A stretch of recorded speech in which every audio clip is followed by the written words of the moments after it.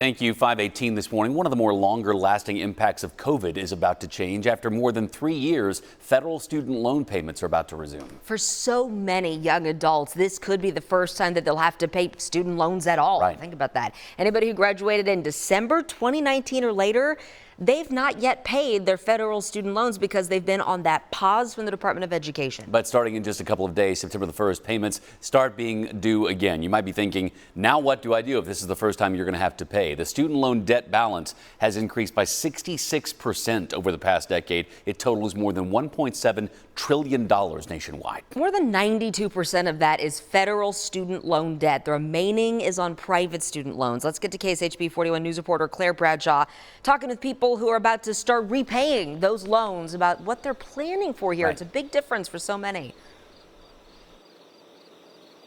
That's exactly right, Taylor and Lindsay. So this Friday, September 1st, interest starts accruing again on those federal student loans, and those payments start back up in October. So I spoke with some current UMKC graduate students who are still taking out loans about what they're thinking about when they're going to have to repay those back in the next couple of years. All of them had different answers, from looking for maybe that public service federal loan forgiveness to they're being able to live off of their spouse's income for a couple of years gratefully and pay those off faster. I also spoke with a graduate of UCM back in 2021. She's a teacher now. She's about to start paying back her loans coming in October, about what her plans are.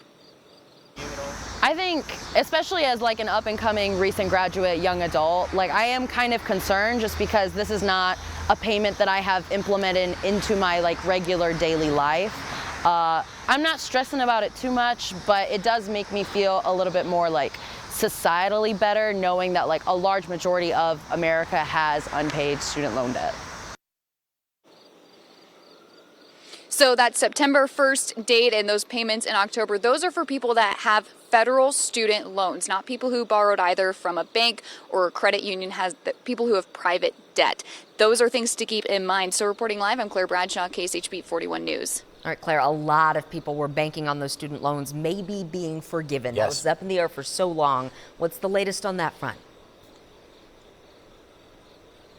Right. So the Supreme Court actually struck down the Biden administration's original loan forgiveness plan. Now the Biden administration last week announced they have kind of this plan B. It's for income-based driven loan forgiveness, things like that. That's something that is more ideal. We talked with a loan specialist. He said it's more ideal for people who just did undergrad and they haven't touched those loans in a long time, maybe 10 years, versus people who have graduate student loan debt.